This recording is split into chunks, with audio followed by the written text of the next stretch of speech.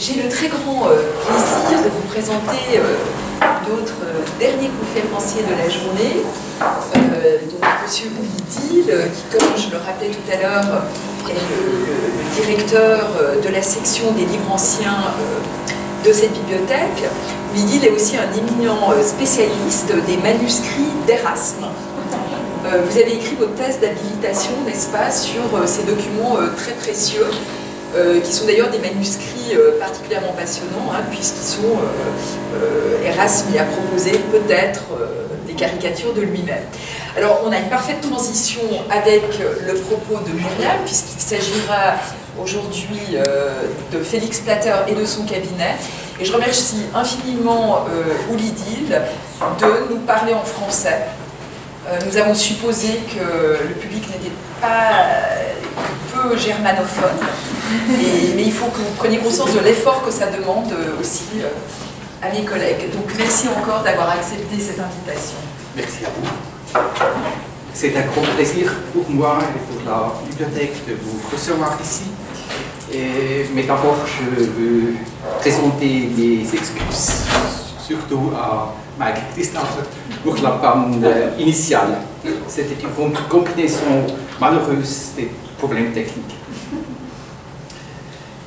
Madame Rongier m'a prié d'apporter ma contribution à votre journée d'études en traitant de livres venant du fond de notre bibliothèque. Comme il se trouve parmi vous des spécialistes des catalogues, des listes, des collections, des cabinets de curiosité, ainsi que d'anatomie et d'histoire de la médecine, et que vous vous consacrez tous à l'étude du XVIe siècle, j'ai décidé de vous présenter Félix Platter et son cabinet. Platter ayant exercé la profession de médecin, son cabinet se composait principalement de naturalia. Reinward Zizat, un contemporain et ami de Platter, originaire de Lucerne, décrit le cabinet de la manière suivante. Celui qui n'a pas la vue pourra difficilement y croire. Il comporte toutes sortes de choses provenant de l'air, de la terre, de la mer et des eaux douces.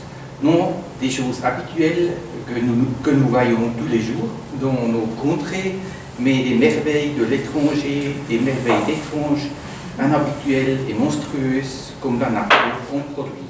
Si bien que l'on se perd dans leur contemplation et oublie de faire la bouche.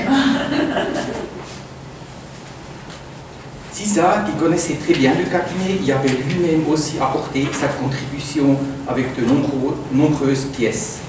La plus célèbre était des ossements de mammouth. On lui avait fait don d'une partie d'entre eux.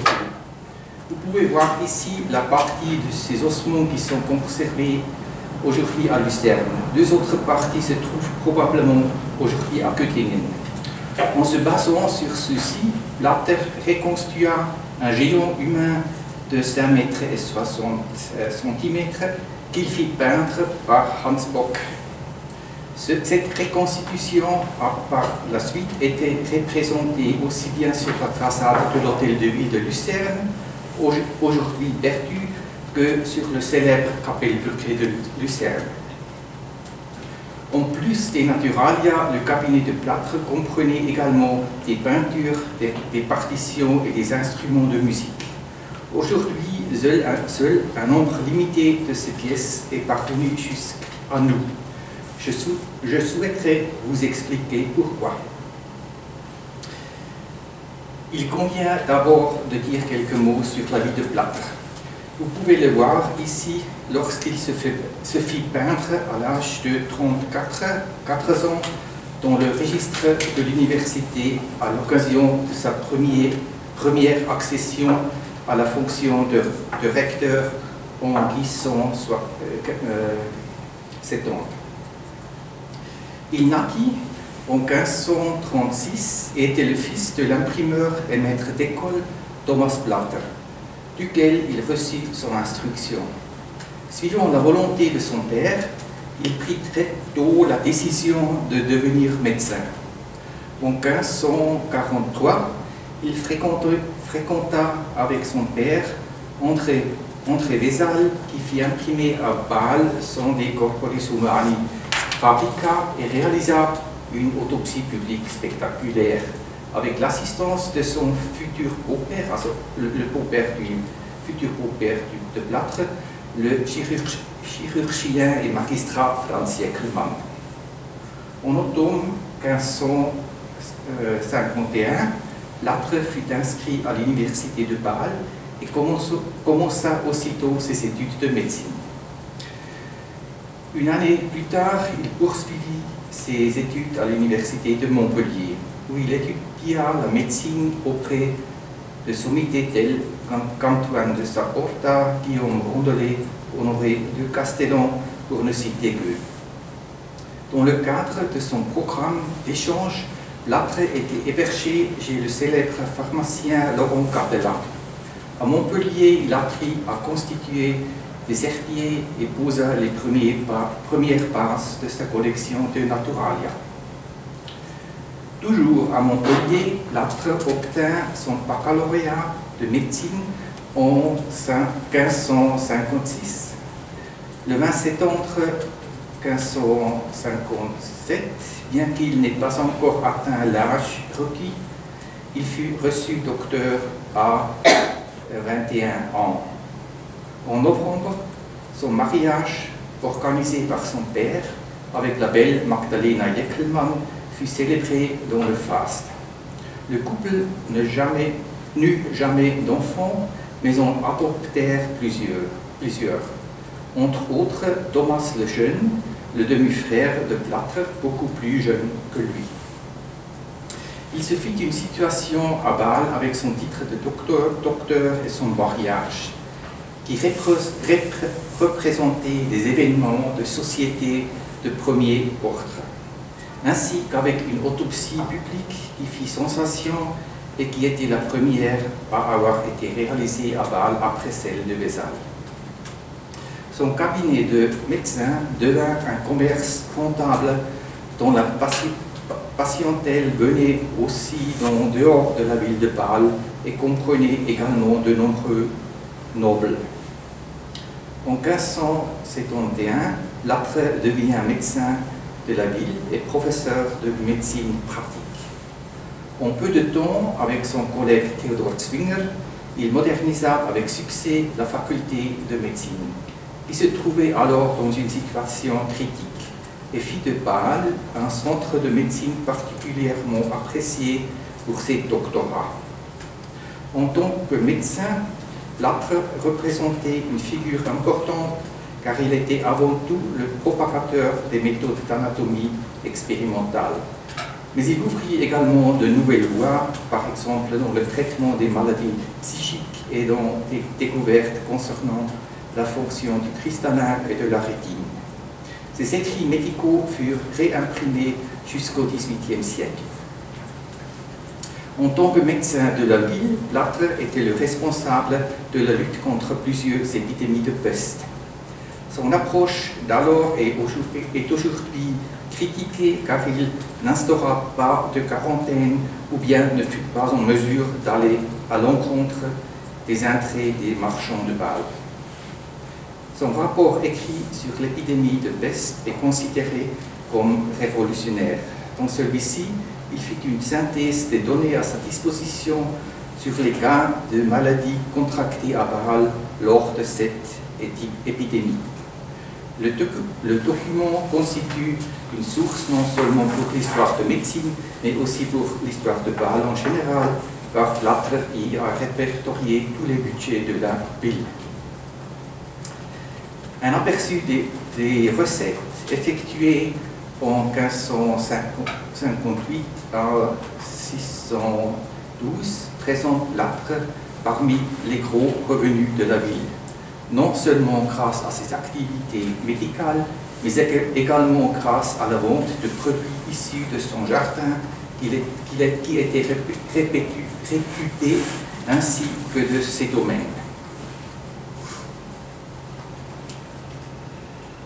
En 1584, Plâtre fit faire son portrait par Hans Bock.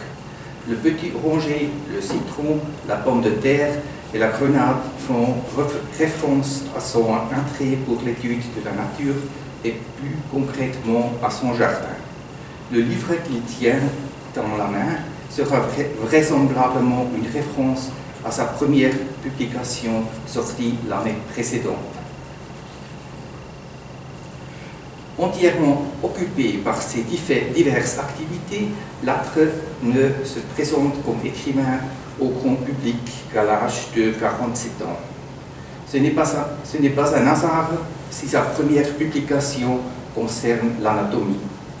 Lattre considérait en effet l'anatomie comme le fondement de la médecine.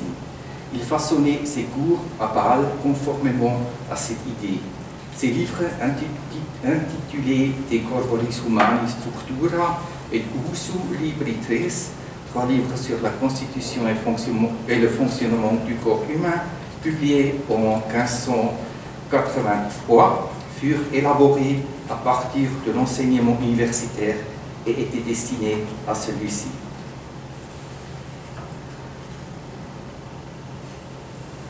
Son 3e livre, comprenant 50 eaux fortes réalisées par Abel Stimmer, d'après Vézal, devait rendre accessibles les illustrations de Corporis Humani Fabrica de ce dernier sous un plus petit format et à un prix avantageux pour les étudiants. Dans cet ouvrage, Lattre prit le temps en temps ses distances avec Vézal, comme pour ce squelette de femme, dont le sternum duquel il ajoutait un orifice en forme de cœur.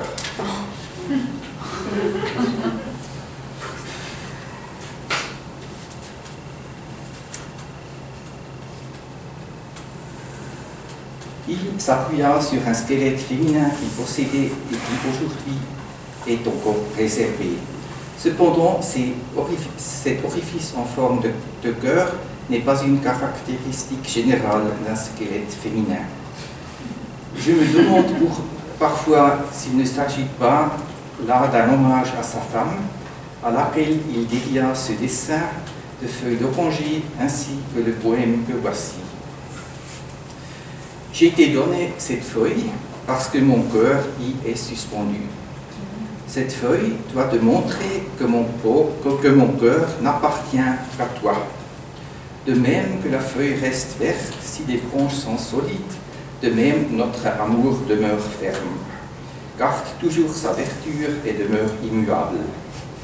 L'arbre porte de belles oranges délicieuses et jaunes comme l'or. Cela signifie que je suis à ton égard tendrement disposé. Voilà. Et ce document, il se trouve à la bibliothèque? Yeah. Yeah.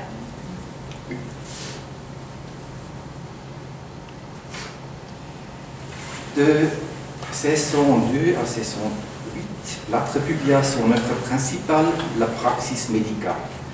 Les 3 volumes dont le contenu est tiré de ses cours contiennent la somme de ses plusieurs décennies d'expérience en tant que médecin praticien. Son point de départ n'était pas les maladies, mais les symptômes. Il divisait ces dernières en plusieurs catégories. Les troubles fonctionnels, les douleurs et les altérations pathologiques. La praxis comprenait le diagnostic, le prognostic, la prévention et la guérison des maladies. Pour cela, Lattre décrivait à chaque fois les symptômes, ensuite les maladies qui en étaient à l'origine ou bien les causes, et enfin la thérapie. Cette dernière partie était généralement la plus longue. Lattre tentait de faire une synthèse des connaissances médicales dont les principes fondamentaux étaient ratio, la raison, et experientia, l'expérience, et qu'elle fit grandement avancer au cours de sa vie grâce à l'anatomie et la pharmacologie. Mais il savait également que grâce à l'experientia, ces connaissances connaîtraient à l'avenir un développement continu. On peut être encore plus impressionné d'apprendre que sa praxis fut réimprimée à de nombreuses reprises jusqu'au XVIIIe siècle et qu'elle fut même traduite en anglais. Peu avant la mort de Lattre, En 1614 parurent les 3 livres de l'observation de la majeure partie des maladies affectant l'homme, étant cause de souffrance pour le corps et l'âme en passant par des troubles fonctionnels, des douleurs et d'autres plaintes, ainsi que des altérations pathologiques. Il comprenait une sélection d'environ 680 études de cas tirés du journal de Plâtre, étant considéré à l'origine comme une partie intégrante de sa praxis. Les récits individuels, comme vous pouvez le constater dans le sous-titre, sont organisés dans les 3 volumes selon la même structure. Plâtre parvient vraisemblablement à un âge avancé en bonne santé. Il employait son temps à mettre en ordre, d'écrire et publier ce qu'au cours de sa vie il avait acquis par l'expérience et les objets qu'il avait accumulés. Il avait en effet beaucoup accumulé. Dans un catalogue qu'il constitua en 1595, il décrivit sa collection sous le titre de Suppelex Medica, réserve médicale. Bien que la collection puisse sembler très diverse et disparate, son intention était de rassembler tout ce qui était susceptible d'être employé d'une manière ou d'une autre comme remède.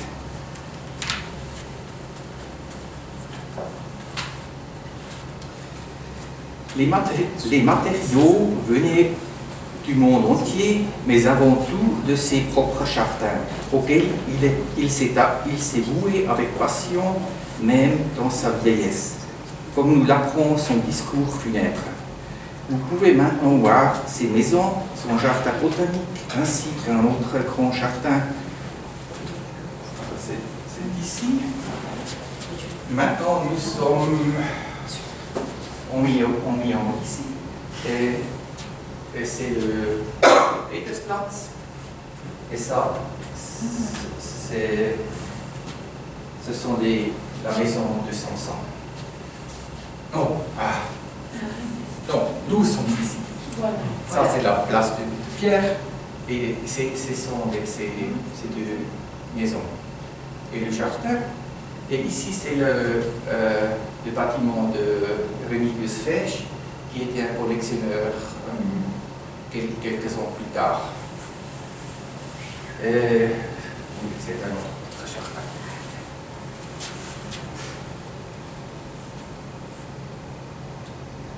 Là où sa collection fut éperchée, il représenta Thomas dans un lamentaire. Son demi-frère de 40 ans, plus jeune que lui, qui était aussi son fils adoptif. Au premier étage, l'on trouvait les pièces mentionnées ci-après. Il y a ensuite qui se trouve dans mon salon d'études, mes 2 salles et mes 2 ateliers. D'abord, dans le salon d'études, l'on trouve derrière la grille de bois toutes sortes de manuscrits. Dans le tiroir du haut et celui du bas du buffet, il y a toutes sortes de factures, de calendriers et de documents pour les cas de tutelle. Dans un tiroir consacré aux documents financiers, il y a des factures payées. Dans la salle de devant, l'on trouve toutes sortes de terre, de sable, de pierre, de gravier, d'imitations de gemmes, de métaux, de minéraux, de jus, de soufre, de résine, de sel, de coquillages, d'animaux, de dents, de coléoptères, d'êtres difformes, de squelettes et de fruits, de graines, de bois et de baumes, etc. Un livre d'herbes vivantes dans lequel on trouve sur une page les plantes vivantes elles-mêmes et sur la page d'en face des illustrations peintes de celles-ci. Tout cela en 18 volumes. Dans la salle de derrière, on trouve toutes sortes de beaux vêtements, chaussures venant d'Inde et d'autres pays, une bibliothèque, toutes sortes de statues, d'antiquités, de pièces en cuivre et en minerai. beaucoup de copies en plomb.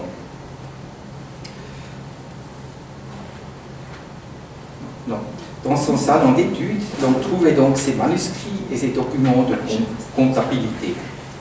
C'est dans les deux salles que sa riche collection était conservée. Il mentionne qu'un herbier en 18 volumes était dans la salle de Deveau. Herbier dans lequel, sur une page, était insérée une plante vivante, l'ébendic, c'est-à-dire pressée, et sur l'autre page, une représentation de cette plante. De ces 18 volumes, 8 en étaient conservés et sont aujourd'hui à la bibliothèque de la bourgeoisie de Berne. Le 9e volume, à savoir le premier volume de cette série, appartient en fait à une autre série. Nous y reviendrons plus tard. J'aimerais maintenant vous présenter 3 exemples de ce que contient l'herbier. La conte,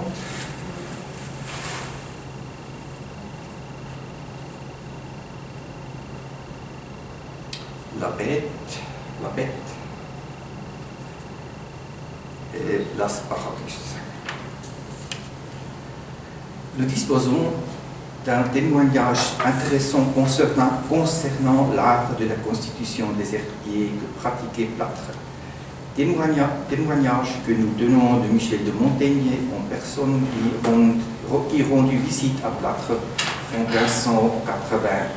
Dans son carnet de voyage, il exprime son admiration pour la maison de Plâtre.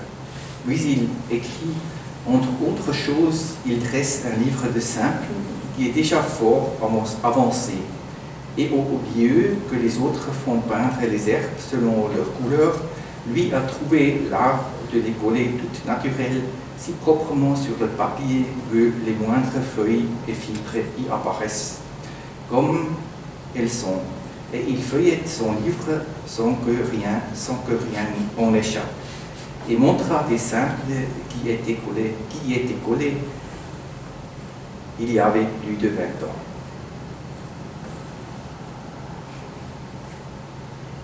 Jetons à présent un œil à l'inventaire de Plâtre, le Suppelex Medica, afin de nous faire une idée du reste de sa collection. D'abord, il y décrit le contenu de 60 capsées ou tiroirs. Capsa prima, titulus primus, bitumen fossile, asphalti soi bituminis vena in lapide, bitumen durum soi gagates a golden, bitumen durum cum flore aluminis. Sont décrits ensuite les objets dits extra-capsulas qui étaient conservés hors des tiroirs. Parmi eux, il est par exemple fait mention sur cette page de poissons, d'amphibien ainsi que d'illustrations de pièces de monnaie. Prêtez attention à l'inscription plus tardive, nota bene omnes haec imagines monetarum cum consequentibus numismatibus desunt. Toutes ces illustrations de monnaie ainsi que les pièces de monnaie suivantes manquent. On voit le déclin du cabinet. La dernière partie comprend 7 volumes contenant des illustrations et l'on y trouve notamment Animalia in genere, Monstra humana, Hominum vive icones, des papes, rois, princes, hauts dignitaires, ecclésiastiques, généraux, théologiens, médecins, philosophes, Animalia, avium vive icones, pisces marini, pisces fluviatiles, crustacea, varia et inanimata. Nous pouvons nous imaginer Félix Plâtre dans ces dernières années, assis dans son petit salon d'études en train de faire l'inventaire de sa collection et d'ordonner et passer en revue ses manuscrits. Les fruits de ce travail furent la Praxis Medica que nous avons déjà mentionnée, ainsi que sa dernière œuvre, les observations, les études de cas connexes à la Praxis Medica.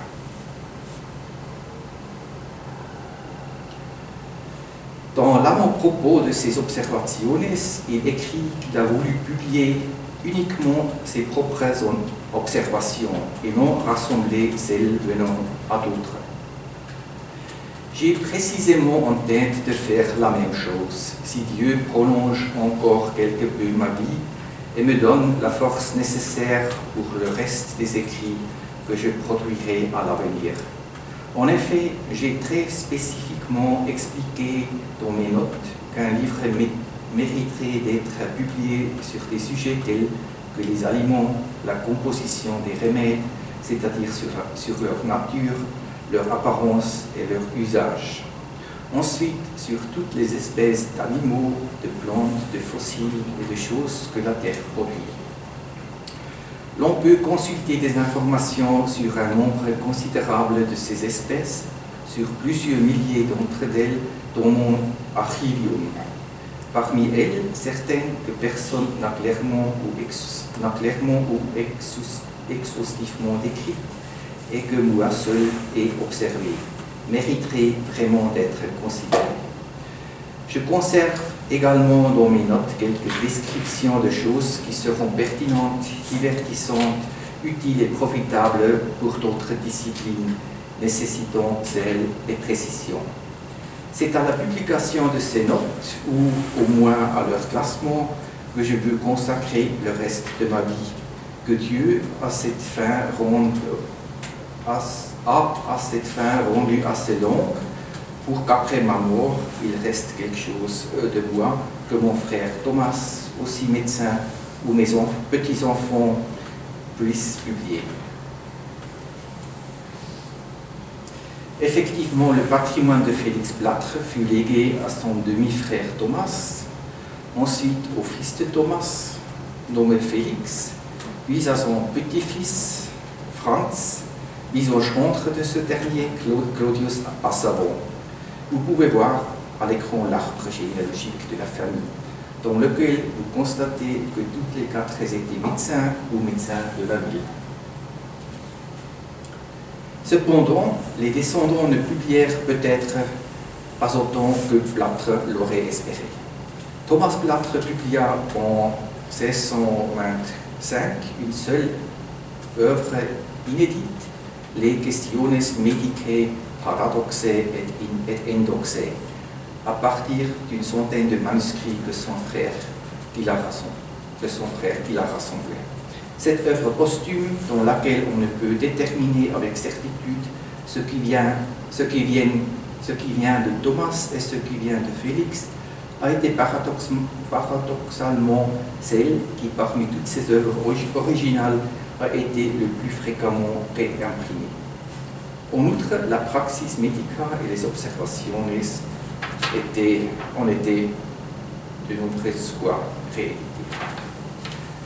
Lorsque le petit-neveu de Plâtre, Franz, republia les observaciones en 1680, il put toujours collationner le texte à partir des manuscrits originaux.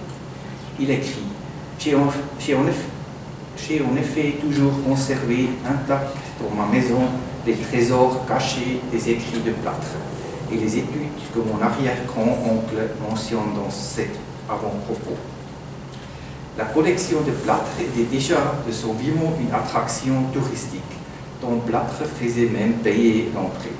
Cela continua ainsi après sa mort.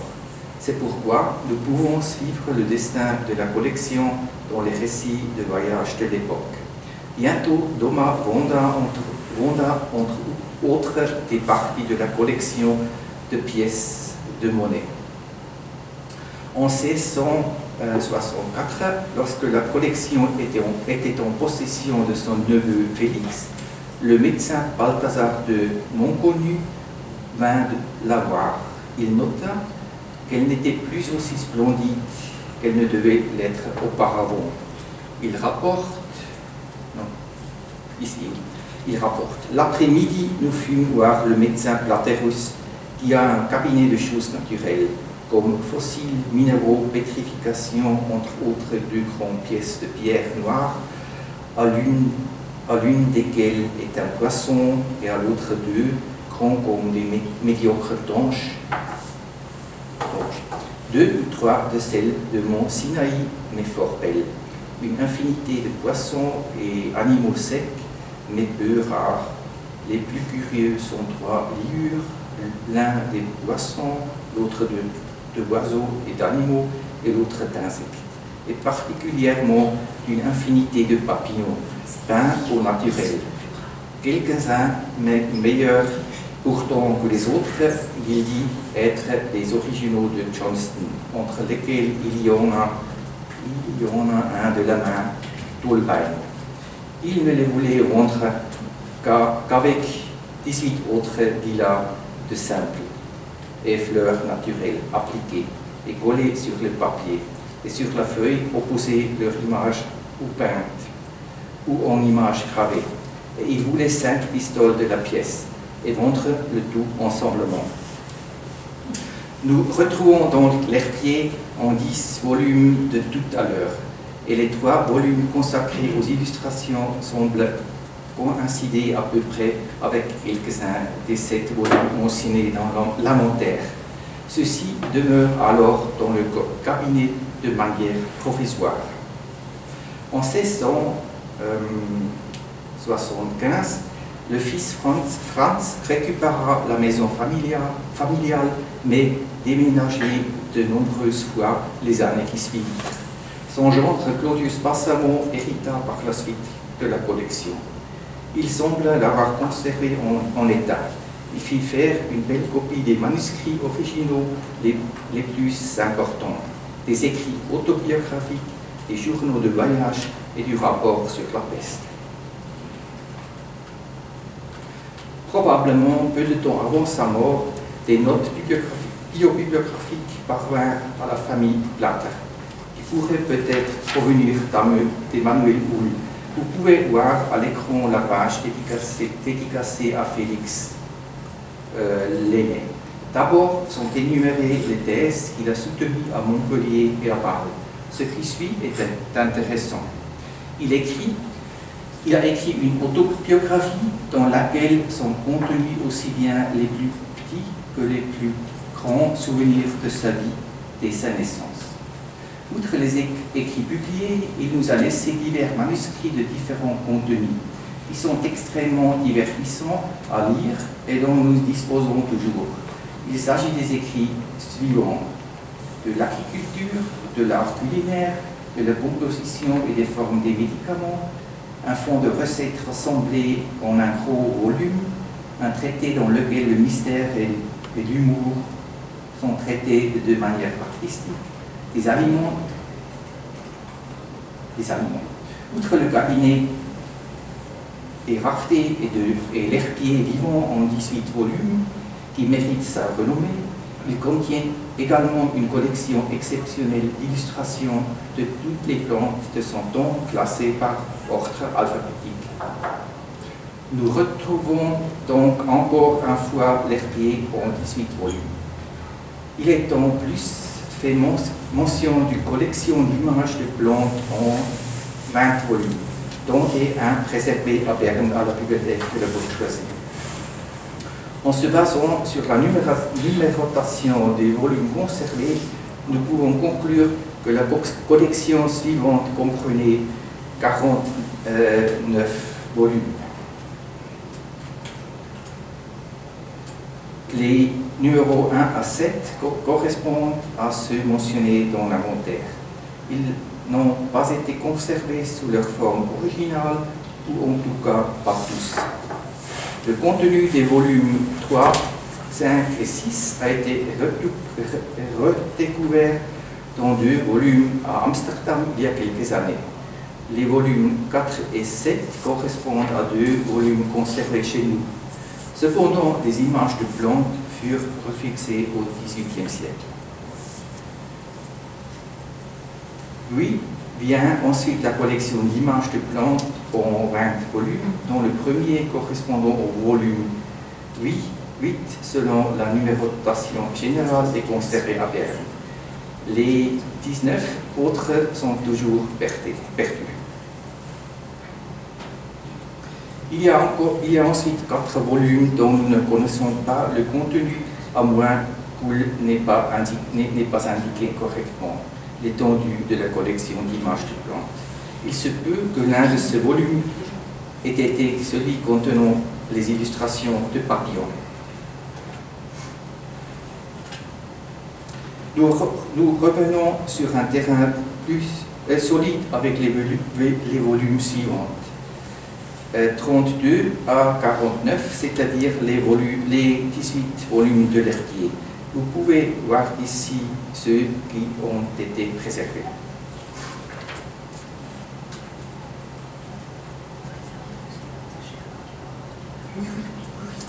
Ensuite, dans l'aperçu synoptique des collections géologiques qu'Antoine-Joseph Desailly d'Archonville réalisa pour son histoire naturelle éclaircie dans 2 de ses parties principales, la lithologie et la conchiologie, paru en 1742, nous pouvons lire « La collection du fameux Félix Plâtre est la plus riche de la ville de Bâle, quoiqu'on ait dénombré les médailles et les pierres précieuses.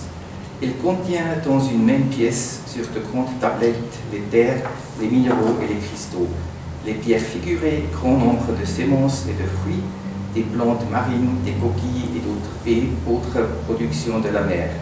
Les animaux, tant terrestres qu'aquatiques, y trouvent leur place. Il y a 2 herbiers, dont un est relié en 19 volumes folio et dont les plantes sont très bien conservées avec le dessin de chacune vis-à-vis de la naturelle.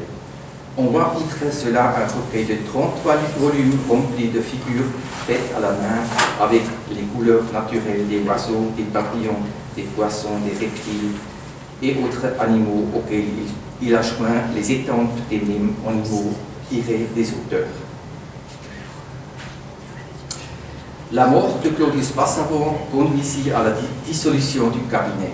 Son fils, du même nom, Claudius Passavant, fonda la collection de Naturalia à Johann Jakob Bavier, qui était connu pour être un marchand de minéraux et de fossiles.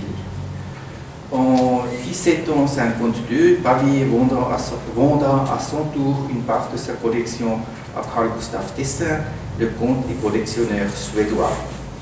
Une autre partie de la collection main en la possession du pharmacien balois Jérôme Bernoulli. Écoutons maintenant le récit que le pharmacien de la cour de Hannover, Johann Georg Reinhard André, publia dans ses Briefe aus der Schweiz, dans sa lettre du 28 août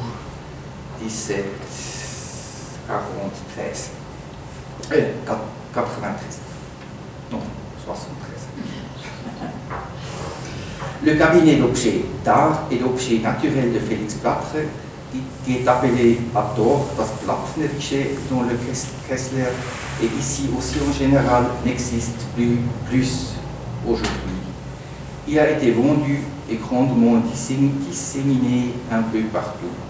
Le grand et très bel herbier qui en faisait partie à l'époque est maintenant en possession d'un médecin local, M. le docteur Passavant. Je n'ai pas pu le voir parce qu'il se trouve en ce moment et depuis longtemps à Zurich entre les mains de l'excellent chanoine Johann Gessner, qui s'en sert dans la préparation de ses Caracteri Plantarum, dont les botanistes attendent avec impatience l'achèvement et la publication. Les fossiles ont été achetés par M. Bavier, un savant et artiste palois, et une partie d'entre eux a été transférée par lui en Suède. Cependant, puisque M. Bavier étudie lui aussi la nature dans le domaine des fossiles et en fait la collection depuis de longues années, il est facile d'imaginer qu'il ait gardé pour lui-même les pièces les plus remarquables de la collection de Plâtre. J'ai eu le plaisir de faire la connaissance de cet homme habile et de voir son cabinet. Et je crois que pour faire l'éloge de cet homme, il suffira de dire que son cabinet contient tous les fossiles insolites présentés et décrits par lui dans les 8 premiers numéros en gravure sur cuivre des Baselische Merkwürdigkeiten, des curiosités paloises. Cependant, je préférais que vous puissiez contempler par vous-même ce précieux cabinet de vos propres yeux. Il est juste dommage qu'à cause de l'étroitesse de la pièce, les objets ne soient pas tous ensemble, mais très dispersés. Aussi, il est dommage qu'ils ne sont toujours pas mis en ordre. Et c'est encore plus dommage que pas le moindre inventaire d'eux n'ait encore été réalisé. Car si M. Babier ou bien son frère, qui a aussi une bonne connaissance du cabinet, ne pouvait pas trouver le temps pour préparer au moins une liste des lieux où chaque pièce du cabinet provient, un tel manque ne devra-t-il pas diminuer grandement la valeur aussi bien intrinsèque qu'extérieure de celui-ci? L'herbier demeura finalement à Zurich et vient ensuite en la possession d'un bouquiniste inconnu. De là, il parvient au bouquiniste Bernard Box. C'est là que le curé Jacob Samuel Wittenbach, qui donnait aussi des cours d'histoire naturelle, trouva encore 9 volumes en 1822, à qui ils finirent dans le grenier de l'Institut de botanique de l'Université de Berne, où Walter Ritz les découvrit en 1930 et par la suite les analysa en détail. Après la mort de Babier, son frère Henri Heinrich fit don de quelques parties de la collection de Naturalia à la bibliothèque publique. Comme nous l'avons vu, une autre partie fut récupérée par Hieronymus Bernoulli, à partir duquel elle vient finalement en la possession du musée d'histoire naturelle en 1834. C'est pour ça qu'aujourd'hui, les restes de la collection de plâtre se trouvent dans la collection minéralogique et paléontologique du musée d'histoire naturelle de Bâle. Des petites boîtes peintes en noir viennent probablement de lui. De plus, Hieronymus Bernoulli offrit le manuscrit de la Supplex Medica à la bibliothèque de l'université en 1822. D'autres manuscrits de plâtre furent disséminés ailleurs. Il semble que beaucoup furent transmis aux descendants du grand ami de plâtre Theodor Zünger. Fort heureusement, eux aussi ont fini dans la bibliothèque universitaire, qui constitue un creuset important pour la tradition écrite de la ville de Bâle. Merci.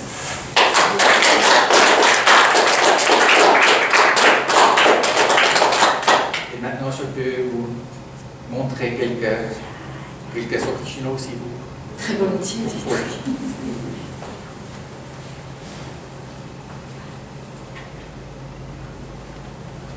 Alors, merci beaucoup hein, pour ce très riche parcours et qui nous parle aussi de la manière dont ces collections anciennes peuvent durer à travers le temps, hein, toutes ces modalités de transmission extrêmement complexes. Enfin, dans le cas de Platon, je crois qu'on a quand même retrouvé beaucoup de choses. Hein. Et ça introduit encore un nouveau terme à la liste que Myriam proposait, hein, le terme de sous-pédex. Que tu m'as commenté. Oui, c'est un terme qui peut être utilisé de temps en temps, mais qui reste relativement rare, qui veut dire réserve, dépôt. Ça vient du vocabulaire commercial marchand. C'est utilisé en rhétorique après. De maison sous Félix. Mais par rapport à la présentation minérale, je me posais une question naïve, c'est pourquoi finalement Plater n'avait pas voulu publier le sous-pédex. Warum er wollte nicht ein Buch machen mit seinem Katalog? Je prends que l'abord. C'est ça, c'est une question de temps. Et c'est ça. Oui, il a fait nicht genug Zeit. Il a fait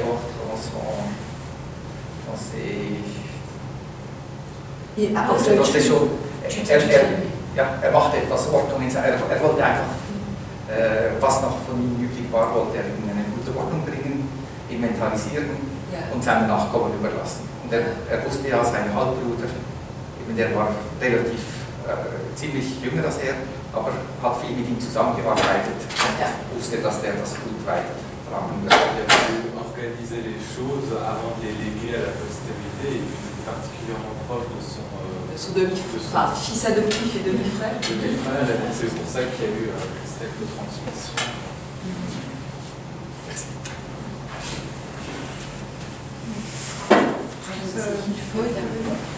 Venez s'il vous plaît.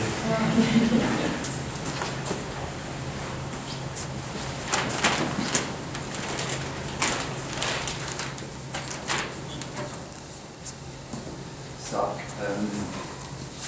c'est son édition de la Structura de Quatturis Humani Structura Reclusum. Et das ist viel kleiner und viel knapper als das Werk von Mesal. Sie sehen, er hat eigentlich den Text von Mesal, hat er alles in Tabellen, in diese bekannten Tabellen gebracht. Ja.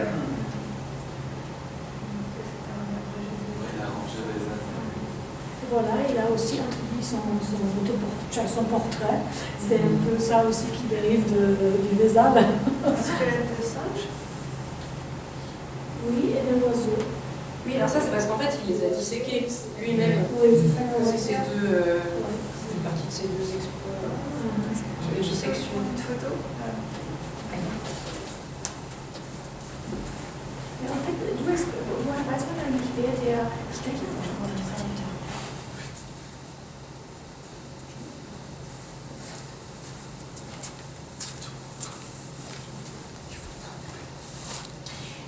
Dieses Buch par Übersetzt bei Cabrol auf Französisch. Ah ja. Ja.